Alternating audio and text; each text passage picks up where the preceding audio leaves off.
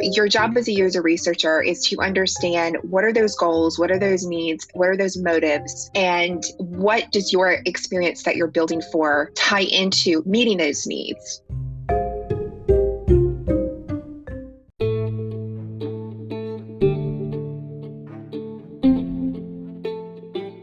Hi everyone, thanks for tuning into Nodes of Design and wish you all a happy Merry Christmas. To help support our mission spread knowledge, we have a very special guest on today's episode. Let's welcome Paige Bennett. She is a user research design leader currently working with a firm as senior user research manager, and previously she worked with Dropbox, Medium and White Watchers. In this episode, Paige had shared wonderful insights on UX research and how UX research contributes to better success of product and company. We also discussed on what is the process or framework that one must follow for user experience research and broke it down in different ways so that it's easy for a researcher to empathize with its users. Also, we spoke on how does UX research happens at a large-scale organization considering millions of user needs and how to sort them to solve and find the real user problems. In the end, Paige had shared her insights on what she looks in a hiring portfolio of an UX researcher as a hiring manager. Hope you guys enjoyed this episode, and on every Friday, we release new episodes with different creative leaders from around the world to help you better understand different concepts related to design. So don't forget to tune in into Notes of Design every Friday. With that being said, happy designing everyone.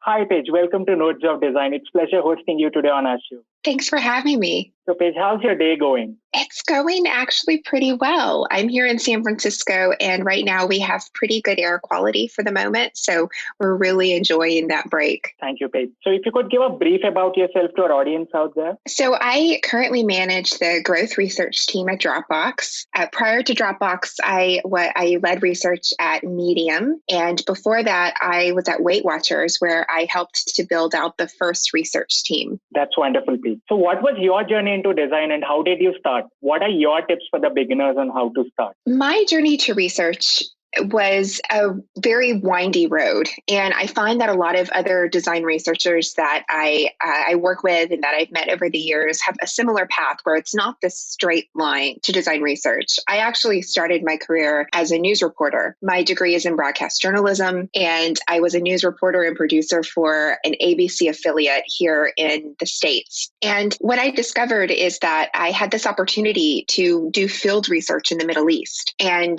I discovered that field research combined what I loved most about journalism. I was having to understand how to listen actively and learn about people and learn what the story was, and then be able to communicate that story in the most effective way to the people that needed that information.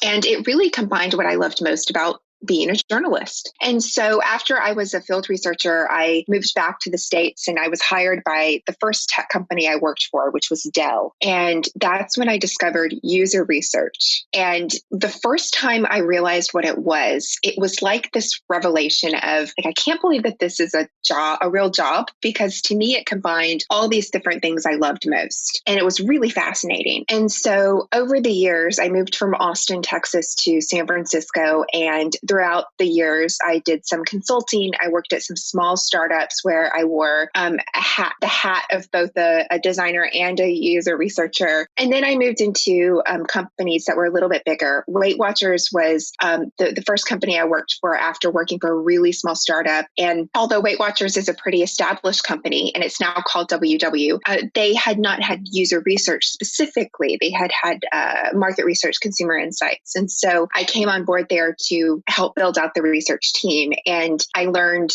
tons there and just really enjoyed the team I worked with. I then worked for Medium, which was a product that I loved personally, especially as a journalist. I had written on Medium. I had read avidly on Medium. And so it was really fun to get to work on that product. And then that brought me to Dropbox. And what I found throughout the years and with each role that I've had, it's that there's this common thread where I'm able to use these foundational skill sets of communication and storytelling in each of these roles. And so I even though I look back and think, oh my goodness, I wish that I wish that I had known about HCI in college to study it. Actually, when I look at my career journey, I think that it is my background in journalism that brings this unique skill set and viewpoint to my work as a researcher. So I'm glad that was my background, and I'm glad it wasn't necessarily a straight line to user research,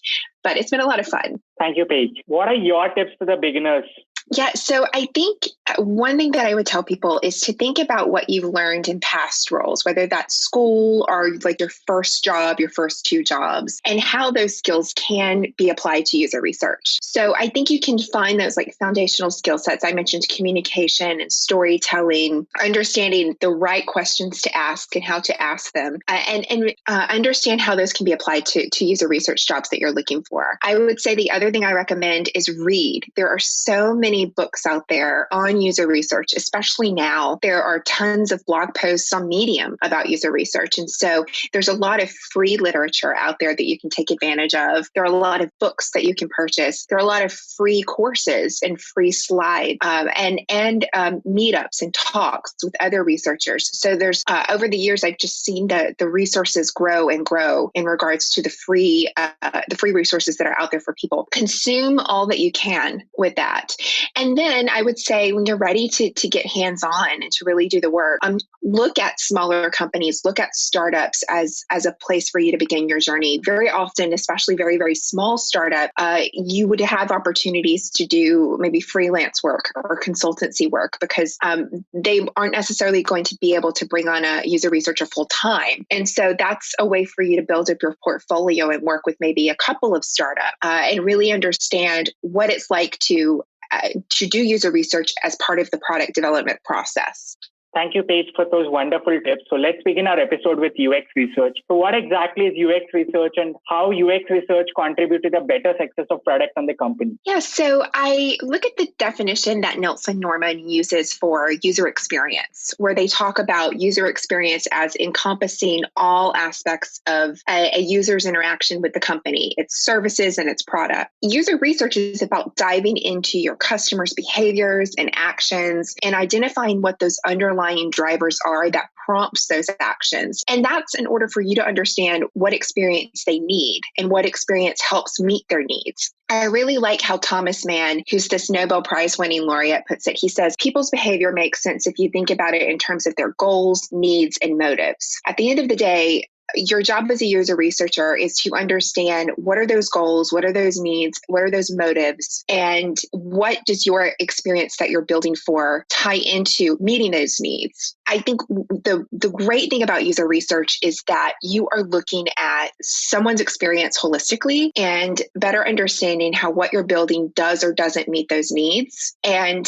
user research can allow you to course correct if you're finding that the product is not meeting their needs in some capacity. I think that's the great thing about user research is that it does illuminate those areas for people building products. At the end of the day, it can also save time. If you start with research and you understand, what are those motives of the people that you're building a product for? What are those needs? What are their goals? Then you are guarding against building the wrong thing, something that ultimately they're not going to use or they're not going to be satisfied with. And so I think that's where the real value of user research comes from. Thank you, Paige. So what is the process or framework you follow user experience research? If you could help us break it down. And also, what are your ways of empathizing with the users? So I view research as playing a part throughout the product development process. So you might have heard of the double diamond, which is the 4-phase design process. You have your discover, define, develop, and deliver phases. I believe that research sits at each of those phases. So research can begin by helping identify what areas there are to discover. So it can start at the very beginning where you and your team are trying to figure out what's even the problem that we need to solve. And then it can go through into delivery. So once you've shipped your product, how is it performing? What are you learning from that performance? And how are you iterating on those learnings? And I would also say that your customers, the people that use your product, they change, they evolve over time. But your customer 3 years ago isn't necessarily going to be in the same place in their life as they are 3 years later. And so how are you learning from their evolution and what they are going through? And how are you taking those learnings and iterating on your product? So in that way, research I view as circular. It's constantly looping from delivery back to discover. Research also often beget more research. So I find out something in one of the questions that I've been trying to answer, and very often that's something that I find requires me to dig deeper into something else. And so it is never quite finished either. It is this loop that I talked about. In regards to empathy, I believe there are a couple of things that can help us when you are trying to have empathy with the people that are using your product. One rule that I follow is that I'm not my user. And I think about this in regards to Medium. So the company I worked for before Dropbox, I used Medium quite a bit.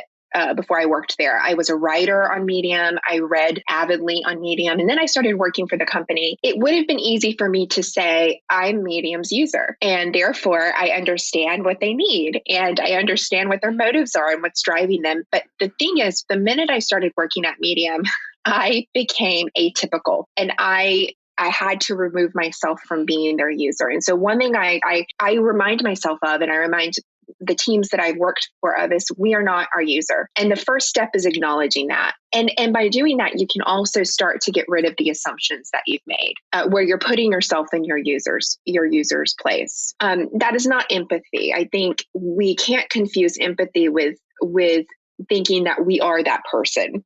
The other thing that can help with empathy is active listening. So really listening to what are they telling you? What are they saying? Trying to understand what they're thinking and trying to understand what they're feeling, and then going and doing. And also understanding the difference between empathy and sympathy, so that you are recognizing, are you empathizing with people who use your product, or are you sympathizing with them? Because you want to be able to disconnect the two, and you're not necessarily wanting to sympathize.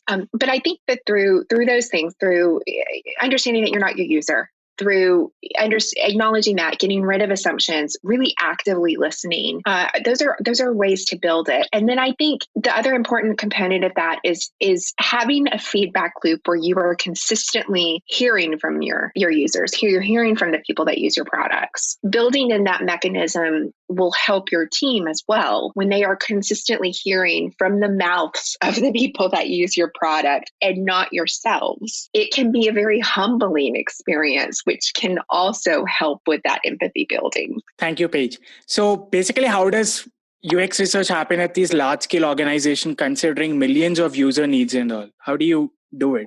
Well, the way that the team that I'm currently on and companies I've worked for in the past who are much larger is we have an embedded model.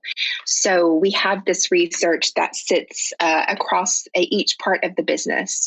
And the researchers in those businesses are able to really dive deep into the different parts of the product. The reason why it's really helpful is because as teams scale and as companies get bigger, you're able to go deeper as a researcher into the different features at any given time in any different part of the product, and really become a subject matter expert about that. And so that's a real benefit to that model. I think at Dropbox, we've grown. We're at almost 30 researchers currently, and we now have a research operations team who is like our foundation. They are such a support to us. They help us with recruiting. They help us with the different tools that we use and they help us be able to scale our research projects. So it's important that we're embedded. But the other thing that also helps us scale is democratizing research. And one of my colleagues, Christopher Nash, actually wrote a really great article on this that was just published to our Dropbox design blog, talking about scaling research at Dropbox. And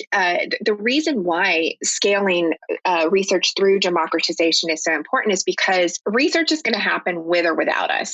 Our cross-functional partners are going to be doing research with or without us. And so what we want to do is we want to guide them to do the best research. And so we have a couple of tools that we use that everyone has access to, and we give them guidelines, and we allow them to do their own research when it is something that facilitated, like unmoderated remote research or low-risk moderated research. And we give them the support that they need to make sure that they're setting setting those up in the best way possible. But it also allows us to focus on the more strategic project, the more in-depth foundational work that we need to do. And so that's been really helpful because it allows us to focus on those projects that really require a depth of knowledge of how to run a research practice and allows our stakeholders to continue getting feedback. Also, I think it allows us to not be blockers. So we're not going to block product development. It allows research to be leveraged by more teams, and the research grows. And so that's one way that we found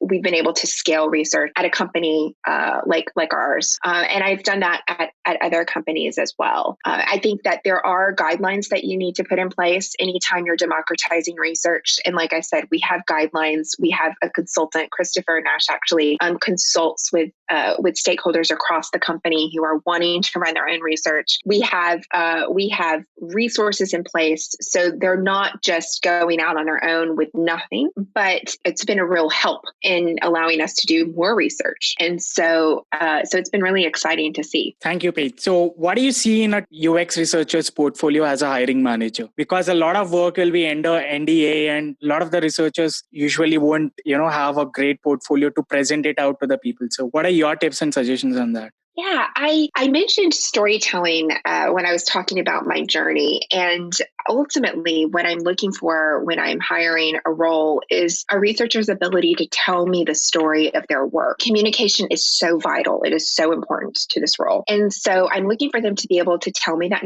have a narrative and be able to tell me that narrative. There are a few key pieces that I'm looking for in their portfolio. So usually I dive into one particular project that they've done, because I usually am looking at their portfolio very quickly. And then if they're coming in for an interview with me, they maybe have, an hour to talk about their project. So I like for them to focus on one particular project. And what I'm looking for is for them to explain to me, how did this project come about? So in other words, were you the one who identified the problem area, or was the problem area identified, and did a stakeholder come to you with those questions? I'm looking for them to be able to convey what role did they play in leading. If they led research, what does that mean? And then I'm looking for them to tell me the methodology and their thinking behind it. So I'm looking for, depending on the role, I'm looking for researchers to have experience in different methodologies. But more than that, I'm trying to understand what their thinking is behind the methodologies they've used. So every methodology comes with trade-offs.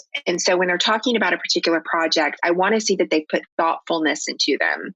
And they've really thought about, this methodology, if I had more time, I might have used this methodology, but because I had, 2 weeks, this methodology was the best one for this particular situation. And then as they walk me through the actual project, I'm looking for them to show me that they have collaborated with stakeholders and brought them into their process. So at Dropbox, we work with so many different stakeholders across the company. Collaboration is really important. And that word collaboration gets thrown out a lot. People say it all the time. What I mean by that is that they have communicated with their stakeholders from the beginning of their project. They are looking for activities that their stakeholders can participate in. So they're observing interviews, or they're participating in a workshop. And then they're making sure that they're socializing their findings in ways that their stakeholders really understand those findings. And then finally, I'm looking for results. I want to see that their recommendations have made an impact. So I think it's great when we have wonderful insights, but if our insights are not understood, and if we're not explaining the recommendations from those insights, and those recommendations are not being applied, then our work is not finished. And so I want them to be able to explain to me, what impact has your work had? What recommendations did you make, and what happened with those recommendations? Did they just fall flat? Did they go into a product timeline somewhere? Were they implemented? And then be able to explain that. And then finally, in every portfolio, I'm looking for reflection. If they could have changed something, what would they have changed? Because I think we all look at our work and know that we could have changed something. And there's something about being able to reflect and say, hey, if I had more time, if I had more budget, if this particular stakeholder wasn't so difficult to work with, this is what I would have changed. that's really important for us to reflect after at the end of every project. And so that's what I'm looking for. I think in terms of experience, again, like my own experience, a lot of researchers' paths to research were quite windy and they didn't take this straight path. And so I love to see people who come from a variety of different roles in the past that have given them this rich set of skills that they can apply to research. There are skills that can be taught. You can learn about methodologies. You can learn how to become an expert at a particular methodology. But there are some foundational skills that are just part of like who you are. And I think that those are really what I'm looking for. And again, I go back to two of the most important things for me is the ability to communicate and tell your story, tell your narrative of your work. Those are just key pieces that I'm looking for. Those are really wonderful, Paige. So can you please share with us, how does your typical day look like as a UX researcher and any interesting stories? Yeah. So every day is very different. It depends on the project that I'm working on. I think as a manager, a lot of my day is spent, I have a great team that I love to work with. And a lot of my day as a manager is spent understanding how I can help their work. Where is their projects that they're working on? Like, what's the status of their work? And can I help in any way? Can I unblock something for them? I'm trying to make sure that they're getting in the right meetings, that if they're finished with their work and they're in the middle of socializing it, that they're presenting to the right set of people. As a UX researcher, as an individual contributor, depending on the project that I'm working on, it can look like anything from being in the middle of 3 interviews today, diving deep and doing debriefs after each one, to being really heads down and synthesizing my work. So every day is different. It is amazing how it changes each day. You never know really what's going to happen when you're interviewing people. You have your interview guide, your discussion guide, but people are people and they surprise you. And so if I'm in the middle of a project, I could be very surprised. And what I discover tomorrow could be something quite unexpected, which is fun. I have a lot of good stories because I think anytime you've done research for long enough, you come away with some pretty good stories. I think one of my favorite examples is I love field research. So where you're going into whatever is the person's field. For Dropbox, that might be an office. But before, when I worked at Weight Watchers, that was, people's homes when they used Weight Watchers. One of my favorite stories is that when I was at Weight Watchers, we were doing a project where we were trying to understand more about who our users were. And so we were visiting their homes around the state. And we went to one home that lived in a very rural area outside of Memphis, Tennessee. And what we found is that in their home, they had pretty unreliable internet. It would go down quite often. And so what we found is that they would have to wait to use our Weight Watchers app when they got to their office the next morning. And so they would get to their office the next morning where they had reliable internet, and then they would log all of their food. And what we found is that because they had unreliable internet at their home, when they were cooking or when they were deciding what they were going to eat later, and they wanted to pull up different food items and see how many points they were, they couldn't do it. They had to wait until the next morning, and they had to think that far ahead about, what am I going to cook tonight? Okay, let me make sure I know what all the points are for that food, and then I'll take that information back home to me. That was such a great insight that we would not necessarily have gotten through just a survey or even just interviewing that person over the phone.